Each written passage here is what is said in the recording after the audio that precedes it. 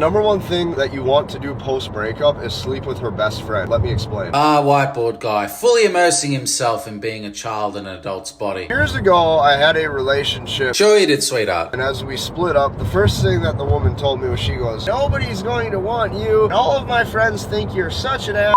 To think of the catalogue of videos I've made on Whiteboard Guy, I think that woman might be onto something. Here's what actually happened. Within 7 days, 3 of her friends were in my direct message inbox messaging me. Look around, what do you see? It's all toxicity. And on top of that, she started to catch wind through the grapevine of who I actually started seeing. I kind of thought the subtle flex of you driving a Ferrari while you record this video was more than enough of a signal that you might be a douchebag, but that wasn't enough. You really had to cement it for us. When I tell you she was so caught off guard that she couldn't believe that I ended up sleeping with one of her best friends. You know that her friends pursuing you after the breakup, that would have disproved the woman you broke up with saying that no woman would ever want you. Which I may have interpreted as perhaps an emotional overreaction to said breakup. But as we know, Whiteboard Guy is petty and has bitter resentment towards women. This woman literally showed up at my house around 9 p.m. unexpected without a phone call, ringing my doorbell because she wanted to talk. Everybody in this story is terrible. There is no saint. And you can guess what happened. I did not let her in. I'd expect this type of behavior from a kid in high school, not allegedly a grown-up adult. Are we starting to see how he's modeled his entire worldview around women, dating, and relationships? You're both hurting from a breakup, and an opportunity to hurt her more presents itself, and you jump on it straight away. For what? Out of spite? What little ego you have left? To get your little pee-pee touched? You could spend your time doing more productive things, like making more money so you can actually own the Ferrari that you're probably renting to film this video in. Just because you're not expressing any emotion through your face and the words you say because you're desperate to look masculine and stoic, your choices and actions are definitely